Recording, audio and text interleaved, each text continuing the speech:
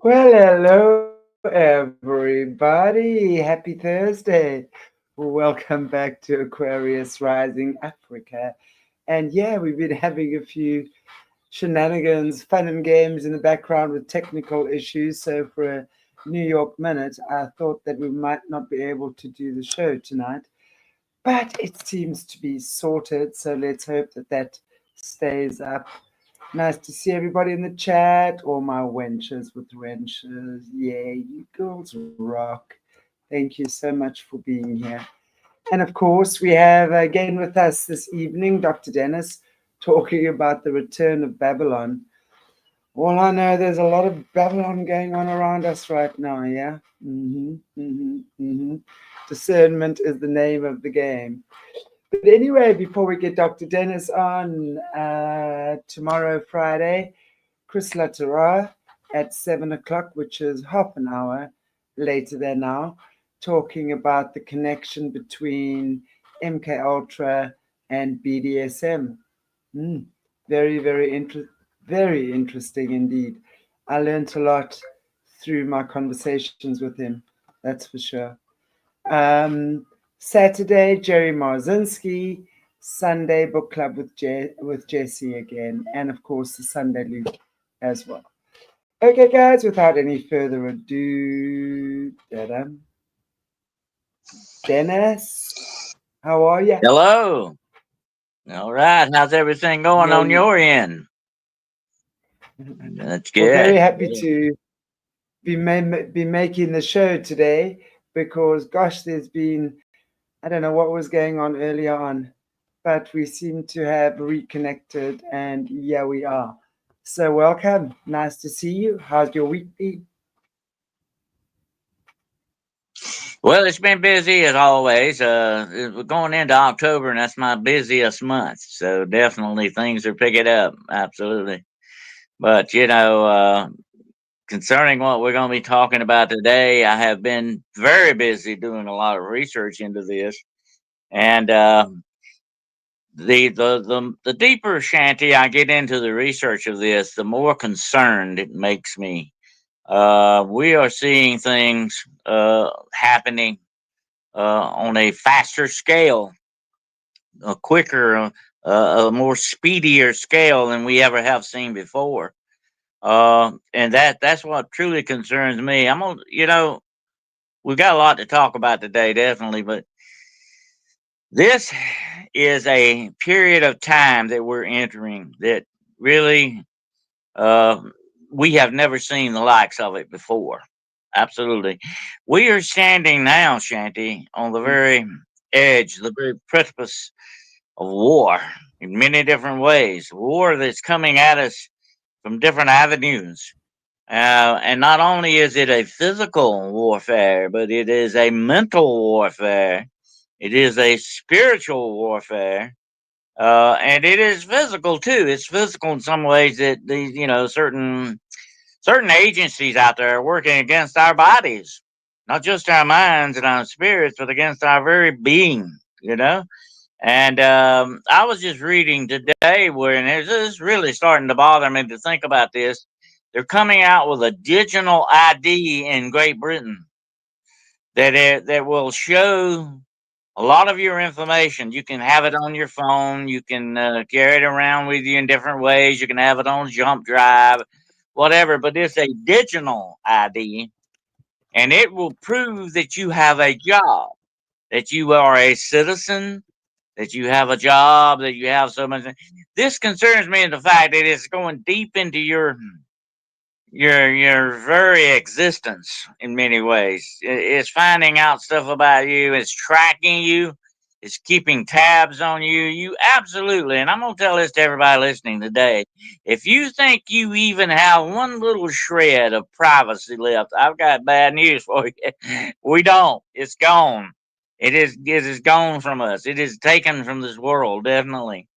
And to me, that right there speaks volumes of what's coming down the line. Okay, and this is, of course, I'm not going to get into too deep into the biblical part of all of this, and we are definitely Shanty, living in biblical times here. Okay, absolutely. These are times that I think that have long been foretold that are beginning to ripen like fruit on a tree. It's getting ready to be picked. But the thing that really gets me is not only is your privacy being taken from you, but when that goes, your freedom goes with it. Your freedom to do things, your freedom to just to that, and we've talked about this on some of your other shows, the God given rights that you have that are yours are being violated by these things, And when they come up to you and say, okay, now, Shanny, do you have a job? If you don't have a job, then we're not going to give you such and such, or we're not going to let you have access to this or whatever. This is just more control over you. That's what it all comes down to. And now I've been studying deep into the ancient histories of Babylon. Okay. And mainly I've been concerned with the demons and devils of Babylonia, which is part of the demonology thing I look at. But I cannot ignore the very history of ancient Babylon itself. And I think we're seeing its return in many different ways. But ancient Babylon was once the world power. That's where the ancient Roman Empire came from. That's where Alexander the Great built his foundation upon, was Babylon itself. But Babylon, and this is what interests me about Babylon, ancient Babylon, it was not just a great military power. They didn't just enslave the Israelites and other nations and turn them into slaves and all that stuff. It wasn't just that. They weren't just a military power, although they were the greatest. They conquered the world. King Nebuchadnezzar, that we read so much about in the Bible, was a very interesting fellow, definitely. He was the absolute ruler of this world for a while. I mean, that was what he was doing. That was what his throne was. And we know his story. He said, I am so wonderful. I am God. I am God. Worship me. And he had idols made of himself.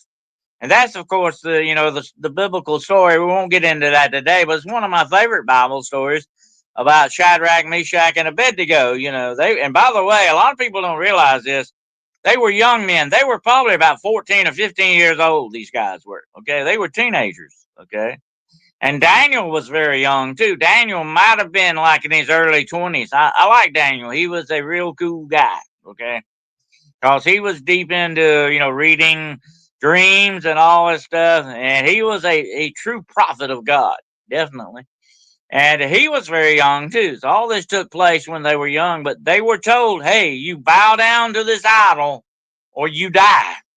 That's what happened with their story. They were thrown in the fiery furnace.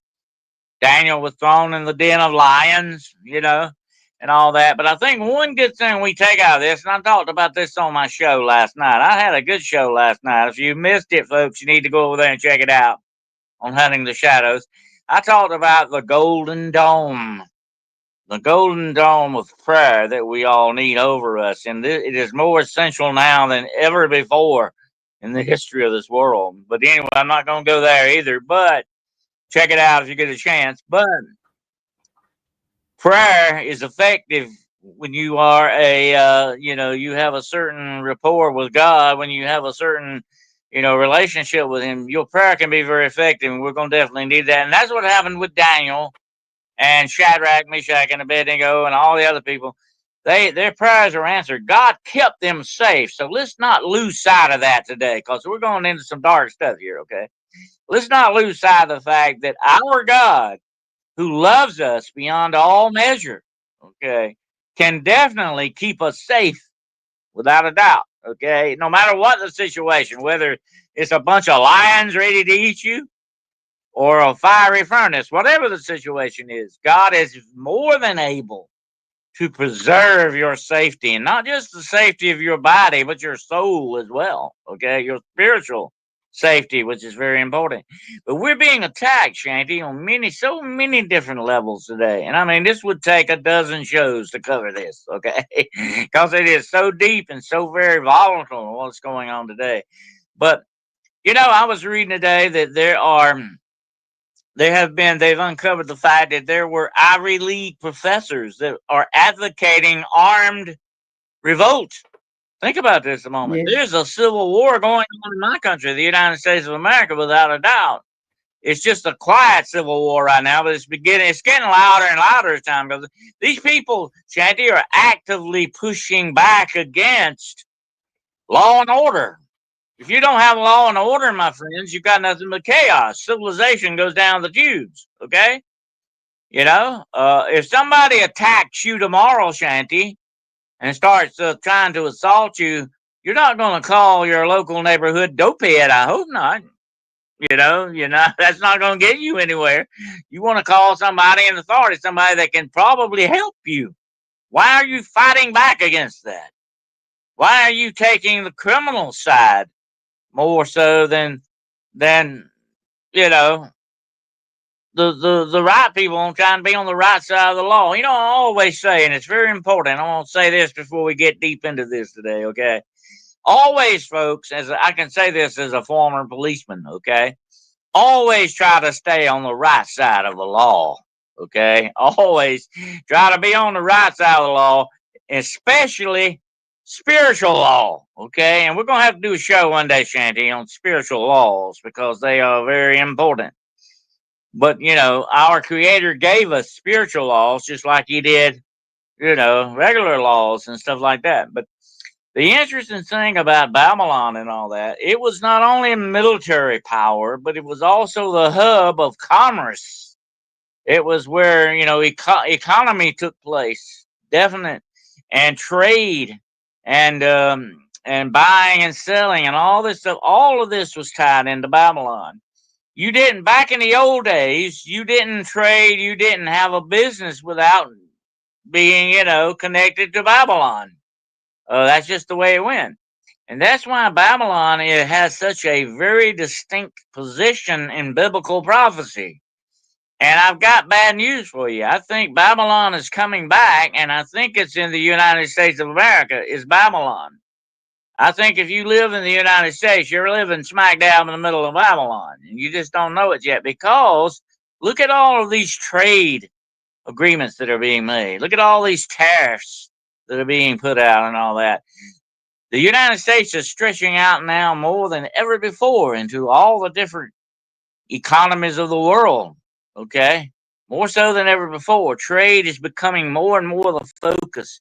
Why is that? Because all of this, I believe without a doubt, is being laid out as the foundation for someone, one certain person, to come on the world scene and take the reins of power and control. Okay, he's got to have those reins. You don't get on a horse and ride at it without the reins. You're gonna have a problem. That's what keeps the control over the horse, and that's what this Antichrist, as he has been called before, is going to do. He's going to take the reins of power over this world and rule everything. And it's being. Can you not see that this is not all being set up for that? If you can't see that, I don't know what to think about you because it is so very obvious. And look at the wars. And I was talking about this, and Babylon was big on wars back in the day. Okay, they did wars of conquest. They took the whole nation of Israel into slavery. They did that with other nations. They were going out and conquering, not only with military and armies, but with economics. That's the way they worked. They took your trade away from you. They could take your trading ships and use them. Babylon was the number one power, and you see the world now being set up to be that way again. But that's where it ties deep into biblical prophecy too. Okay, well, like I said, we're not going to get too deep into that today because that's a story for another time. But you see where all this is leading. You see again the rise of Babylon in this world as a world power, and it's all being centralized right now in the United States of America with President Trump and his tariffs and his trade negotiations, and all this stuff is being done as a way to make it a centralized power in this world. And that's what Babylon was, a centralized power in its time. The Roman Empire raised up from the remnants of what was Babylon. Okay, it was the number one power in the world. And that's what you see happening to, in the world today. But the governments are also at the same time moving to control the populations more. You see that very same thing happening today in South Africa, Shanti, where you're at. I mean, you see that taking place on a large scale. Certain people are being made to live in certain ways that they may not agree with, but they're being made to do that, you know? And that's what governments are good at. They do that. That's what they do. They govern that way, but they're governing more now with control. And we are becoming what we say in the South, the Southern United States, we are becoming redheaded stepchildren. Now, what does that mean? That means that certain people are pushed aside and pushed to the back and say, "Oh, well, we'll get to you later." You don't matter right now. You don't matter, and you don't matter to the government. You're only tax money. Okay, that's what you're really there for. And but here's the thing going on with the governments today, especially here in the United States. There are certain factions that are saying, "Hey, if you're not with us, then you are definitely our enemy." And let me stop here a moment, and I want you to remember something. I want you to think about something very, very, very important here. Okay, if I don't know you, you're a stranger. Okay, and I can talk to you and maybe have interaction with you. Just because you're a stranger, I shouldn't hate you for that. Okay? And we're getting back to hatred here for a minute. I shouldn't be hateful of you just because I don't know you. Some people classify you this way, Shanty, and here's a bad thing to think about, okay? If you're not my friend, then you're my enemy. That's it. Point blank. There's no in between there. There's no stranger that you don't know. There's no redeeming quality about you. If you're not with me, then you're my enemy. And this is a dangerous way to look at things, folks. And the government is doing this too, not just people. It's bleeding. The indoctrination is going over into the public, but it's beginning with the governments. Don't you understand? And they say, "Hey, if you're not in this certain section, then you don't matter. If we can't pigeonhole you where you need to go, if you're Christian or white or black, or if you're some other kind of religion or some other nationality, we're going to stick you in the pigeonhole because you don't matter right now. We're not focused on you." And that's the way they're treating people, folks. This is not good. There's no in between. There's no liminal place for you to. You're either with them or you against them. And this is a bad way to look at things, no matter which one. And that includes us on a personal level. If you and I, Shanny, were standing on an elevator and we never met before, okay? And some people, this happens a lot to people in these days now. Don't forget this. If we're standing on an elevator and I don't even know you from anybody, and I'm very suspicious of you. People will do this now. I'll be very suspicious. What is that woman? Who is she? Where does she come from? What's she doing on this elevator? She's not even looking at me the right way. I'm picking up bad vibes from this woman. I immediately become suspicious of you, Shanty, even though your intentions may be perfectly honest and good. People are beginning to get this kind of attitude towards other people. This is bad, folks. This is dangerous. This breeds prejudice. This breeds hatred. This breeds bigotry on a grand scale. You hate someone not just because whatever color they might be or whatever religion they might be, but you hate them just because they're a stranger and they're not with you. So they're everything's against you. And this is the way people are drawing stuff up now. There's no middle ground anymore. There's no stranger really anymore. You're either with us or you are our enemy. That's the way that goes, and that's the way they're seeing these things. The government is doing this to you as well. You toe the line in government, or you're going to be out in the cold. So we got to understand that's the attitude going on in the world today. That is being sown out. Okay, a lot of us don't agree with that. I agree with that definitely. I know Shandy, you don't agree with it. I certainly don't agree with it. With treating people that way, but people are being treated this way on a bigger scale and more than ever before.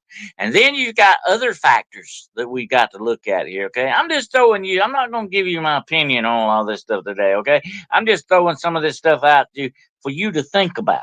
Okay, I want you to consider some of this stuff. Okay, right now, Islam has invaded European countries to the extent where they're almost on the edge of becoming the number one religion in that country. Okay, this has never happened before, folks.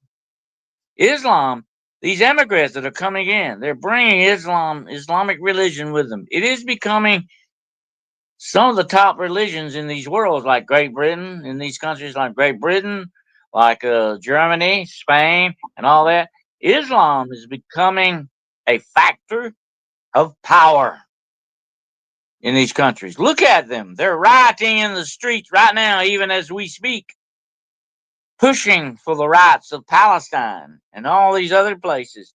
They have an agenda, folks, and it may not go down with it. And then there again, when they do these things, people say, "Oh well, they're definitely not our enemies if they're not for us. Then they absolutely must be against us." And sometimes this is true. It can be true to a certain extent, you know. But we've got to give people the benefit of the doubt. A lot of times you can't just judge somebody off the cuff just because they happen to be different than you or they have a different religion than you or whatever sense. But when you go back and look at ancient Babylon, it was made up by the Persian Empire. That's where the Persian Empire came out of Babylon. Okay, and this was before Islam, folks. Islam was not a religion at that time. There was the gods of Babylon that they had, you know, Enki and all the rest of those gods. I'm not going to get into that today, but they had a whole different religion. Okay, but whenever Babylon conquered, listen to this: whenever Babylon conquered a nation, it forced its religion on that nation. It said, "You either, you know, really worship like we do, or we kill you." That's it. That's what happened to Meshach, Shadrach, and Abednego, and Daniel. They were told, "Hey, you don't. If you don't worship the idol of Nebuchadnezzar, then you die." That's it. And that's what happened to them. That's where they ran into that problem because they didn't get down and worship that idol of Nebuchadnezzar. They violated his precepts. So whenever a country controls you, it seeks not only to control you completely, but it controls you economically and religiously. That's the way it works, folks. That's the way it works. Babylon had that formula down pat. That's why I was studying them. How did Babylon, you know, originally begin with all this stuff? Now you can still see the ruins of Babylon to this day in Mesopotamia, parts of Iran and Iraq and all that. That's where the remnant of it remains. It was once a great power, but of course it is no more. That's where the Hanging Gardens were, the Tower of Babel, and all that you've heard about. All this is connected to Babylon. It was a great power. What happened to Babylon? I tell you what happened to Babylon. It rotted from within. That's what caused its eventual downfall. And guess who was the proprietor of all that? The very kings themselves are what ruined Babylon. Because what did God say about Babylon? You will fall because of your pride and your haughtiness. Because, you know, Nebuchadnezzar said he thought so well of himself, "I'm a God. I'm so wonderful. I'm a God. And the God of Israel is nothing compared to me." Well, God taught him a lesson because of that. Okay. I won't get too deep into Nebuchadnezzar's story, but it's a very interesting one. God struck Nebuchadnezzar's mind and turned him to an animal for 7 years. Nebuchadnezzar lived like a wolf out in the woods. He lived like an animal, crawled on all fours. He was an animal for 7 years. He had no human mind to him. And finally, one day he come to himself and said, "Well, you know, God has beat me here. He has shown me who is greater. Who is greater than Nebuchadnezzar?" So Nebuchadnezzar admitted that you, God, the God of the Israelites, is greater than I am. God gave him his mind back. and he became a ruler once again, but he got humbled by that. Don't you see what happened? God humbled Nebuchadnezzar. You know, and later on, one of Nebuchadnezzar's, I think his name was Shazar. Anyway, he was another king right after Nebuchadnezzar, and he actually thumbed his nose at God. He actually took the golden vessels of the Israelite temple and used them at a party. These were holy vessels, okay? This was a strike against God, and that's where that hand appeared and wrote on the wall. Remember that story? And what did that hand say? It said, "This night your life is required of you, because you have been weighed in the balance and found wanting." And that very night he died, and somebody else took the throne of Babylon. So you see where their problem was. It was their rulers. And that's what the government should be, very concerned about. Who is ruling the government can really destroy it, can really mess it up. Not only for the government itself, but for the people of that country as well. And that's what happened with Babylon. But Babylon is coming back again. Babylon is rising, I think, once more. And it's right here in this country where I'm at, the United States of America. I think it's going to be the seat of Babylon. And, they're not going to rename the United States the United States of Babylon, okay? That's not going to happen. But I'm saying this is taking the place in history of Babylon. And that's what you see going on with all these trade stuff, these tariffs and all this other stuff. And it's not just that, though. It's the influence in the world. The power of the United States is influencing these other countries, and the NATO countries especially. And look who's stepping up to bat with all this. Russia. We're standing on the brink of World War III. Do you not realize that all it's going to take is the next Russian jet to go off his course just a little bit? It's going to be shot down. And if that happens, or if he's in a drone, it doesn't have to be a jet, it can be drones. If those are shot down, then Russia can step over the line and say it's war. You will have World War III so fast, you won't know what happened. It's already started, really, to a certain extent. That's the way world wars start, okay? We've already had two. So we know we can look back in history, and it's really good and important, folks, to be students of history, okay? Because you got to see what happened in the past will keep you, hopefully, from repeating that mistake in the future. But we don't, unfortunately, ever learn from the past. Unfortunately, we don't. But we have seen two world wars start very slow. One of them started with an assassination of somebody who wasn't even connected with it. And the other one, it began slowly because of somebody decided to invade. Guess who that sounds like? Sounds like Russia, doesn't it? And that was Hitler. He decided to invade Poland. He made a pact with Poland, by the way. I don't know if you remember this from your history. But he made a pact with Poland that, oh yeah, we're not going to invade you. We're going to have peace and all that. And he laughed about it when he stepped out, I think, with Bormann. He said, you know what? That treaty's not even worth the paper it's written on. The next day, he invaded Poland. That's what started World War II, folks. That's all it takes. One little despot, just like Hitler. And it begins. The ball begins to roll downhill, and it goes faster and faster and faster. And suddenly, all you got on your hands is a world war. And that's what you stand on the very brink of today. And that's not just that. There are other little wars waiting to flare up. There's other places that are ready to go too. So we're facing an unprecedented time that we have never, ever faced before in our lives. We have never seen times like this, my friends. This is something extraordinary and new, and that's why we need to keep an eye on these things. Be very careful what you believe in the news media, though, okay? You need to weigh that very carefully, okay? Because I was a wannabe journalist myself once upon a time. But some of these people are definitely have ulterior motives who claim to be journalists, okay? They're working for certain political factions out there. They're shields for certain political parties. They're operatives, okay? They're putting out fake news for a purpose and for a reason to try to indoctrinate you to believe certain things that are not true. So be very, very careful. When you read the headlines, do what I do, and I advise you to do this. Do deep research. I mean, deep research on it. Don't just look at something and read the headlines and go on. You need to do deep research to see where the truth really lies. Okay, because there are so much misinformation, so many lies and rumors and all this other stuff. I mean, it is. I have sometimes, Shanty. I mean, I'm really astonished. I think sometimes there's nothing else can surprise me, but then I get proven wrong. I mean, I see some of this stuff and I think, God, do they really believe we're this stupid to believe some of this stuff they're putting out? And certain people, they lie about them. Oh, constantly. One lie will tell me. I said this about Trump the other day. I mean, they hate this man. I use him as an example, okay? I may not agree with everything he says. I don't agree with everything everybody says. I mean, come on. We have our own opinions on stuff.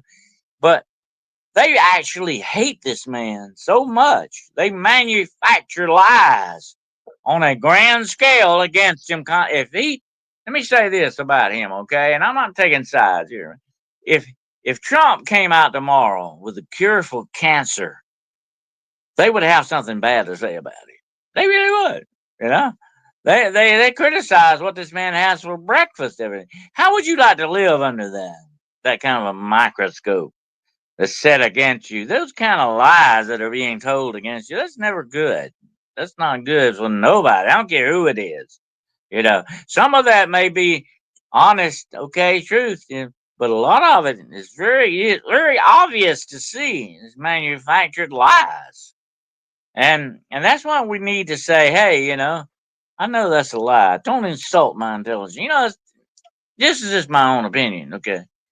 The worst thing you can do to me is insult my intelligence. Don't tell me it's raining and you pee on my leg, okay? Don't do that to me. I don't like that. That's insulting my. You should be angry when somebody disrespects you by insulting your intelligence, trying to get you to believe some of this stuff. Come on. I mean, this is it's absolutely ridiculous. The kind of world we're living in now. Do they think we're this stupid to believe this stuff? I mean, come on. That really bothers me immensely. And it should bother you. It should definitely bother you because you're being insulted on a grand scale here. Okay.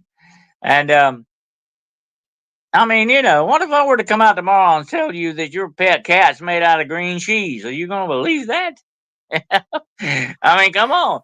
There are certain things we need to really be careful about in what we believe and take into our minds. Okay. And that's where we need discernment badly. We need to know what discernment is and discern these things from what's really the truth and what's really the lies. But I have never in my life seen so many things being lied about before on such a scale that you have today. It's ridiculous. But I went back and studied a lot about Babylon, ancient Babylon, and that's how it all began with them. Lies, lies and rumors against things. They began the king and his court began to fight each other. They began to lie on each other. Misinformation, folks. Fake news, if you want to call it that. Whatever the situation, they began to do this, and that's where the rot starts. Because the very atmosphere is poisoned. Okay, I've seen this happen with families, not just nations and governments, but it begins with families and relationships with people. There's a rot begins. A bad something begins and destroys that relationship. There is one rotten apple in the carton can turn all the other apples rotten if you're not careful. And it all begins with one rotten apple. And that's the way these things start. It can be with the rumors and lies and stuff against telling lies on other people and doing these things and all this other stuff. That's where it starts. And that's how it slowly begins to seep into our relationships and our very lives and even our way of thinking on things. And we need to be very careful because we need to take the lessons of history to our heart and learn what happened before us with the people and where they screwed up, where they stumbled and fell, and what caused them to do that. We need to understand what's going on in this world around us. because it's increasing on an ever grand scale, a level that I have never thought I would ever see in my lifetime is now in place. And we don't even know we're losing touch thanks to AI and a lot of other stuff. We're losing touch with what is reality anymore. What is true? It's assaulting our reality. Okay, these things are twisting reality, so we don't know what's real and what's not real anymore. But there is a grand design behind all that, my friends. No doubt, without a doubt, there is a grand design doing it that way because it wants to keep you away from the truth. Mr. Cole. These things are the enemy of truth and light. They don't want you to have that. They don't want you to know that. You know, that's all we talked about today, trying to get on the air today. There are certain things that interfere with us. They don't want us telling the truth. They don't want us exposing the lies for what they really are. They are actively fighting back against us. Just like King Nebuchadnezzar tried to do with God. He found out the wrong way. You don't mess with certain people, you know. FOFA, you know. F- you know, you fiddle around and you find out, okay?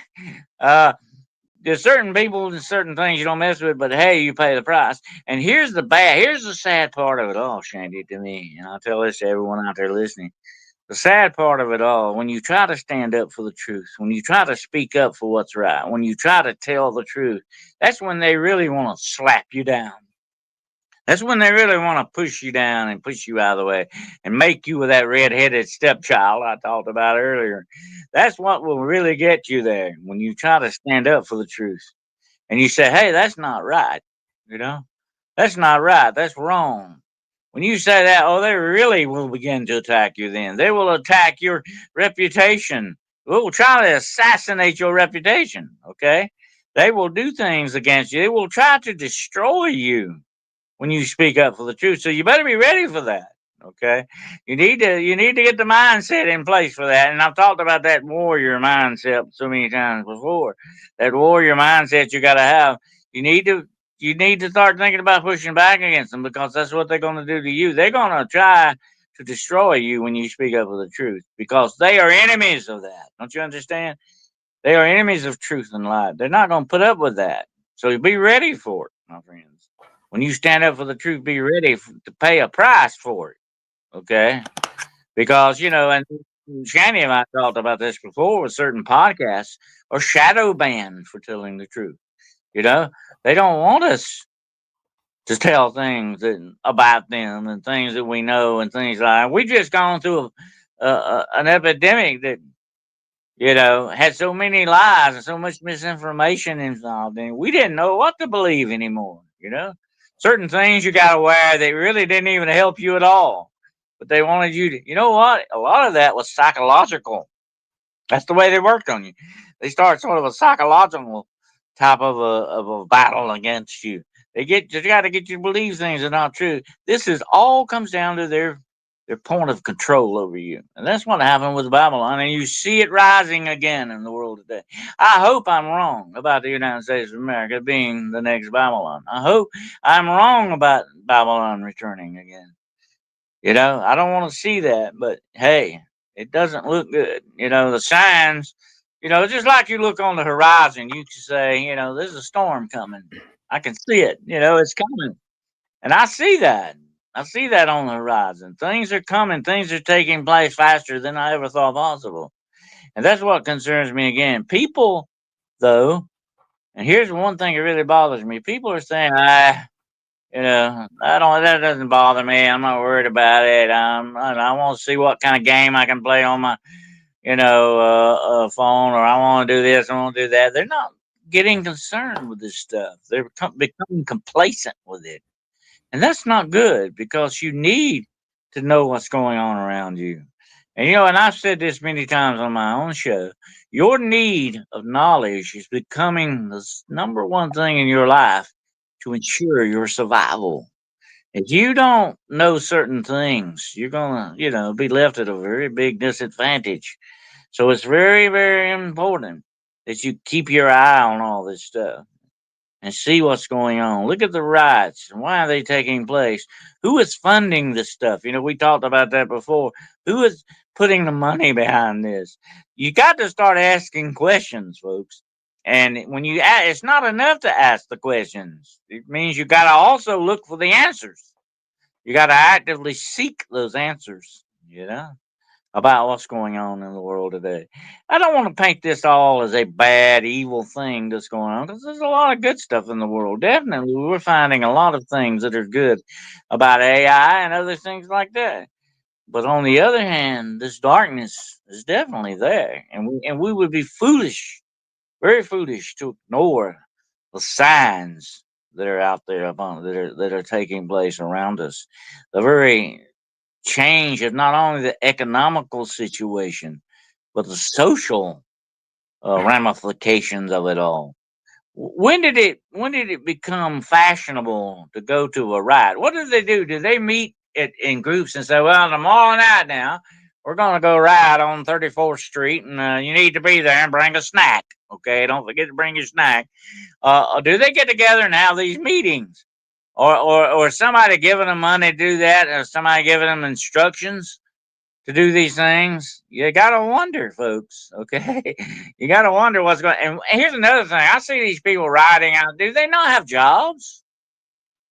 Do they not have jobs that they go to? How do they get all this free time to ride? They have been rioting for 100 straight nights in Portland, Oregon. Think about that a minute, folks. Every night for 100 straight nights, they have been attacking the ICE station down there, where ICE has its headquarters. 100 straight nights. Where does that get fun? I mean, I'd rather do something with my time than to do that. How about you? I don't know where that's coming from. How do they get time off their job? Oh, they call in to the boss. I won't be, in tomorrow. I got a ride I got to go to tonight. And let me say something about rides. They have lies. They stand up there and lie through their teeth. Oh, there's nothing going on. It's, peaceful.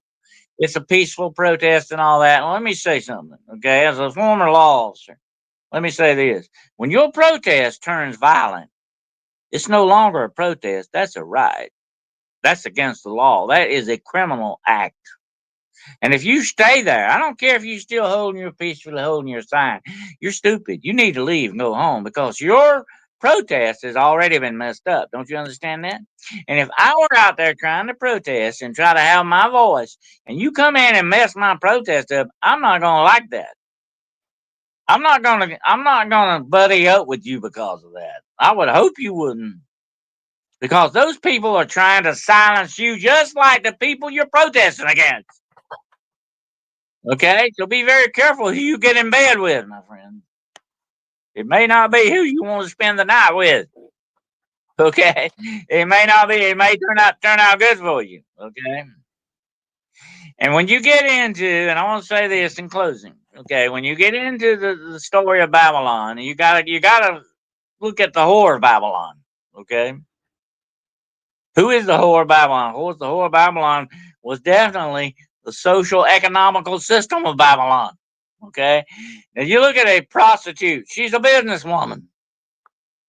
Very simple. Okay? And she plies her business with anybody as long as you got the money. That's it. And that's what the whore of Babylon is. And that's why they say when Babylon falls, that angel comes down out of heaven and shouts very loudly, "Woe, woe unto the inhabitants of Babylon! For Babylon the great is fallen, and now has become," listen to this, "now has become a habitation of every dirty and filthy bird and evil spirit. Demons will inhabit the ruins of Babylon." So they say to this day they do.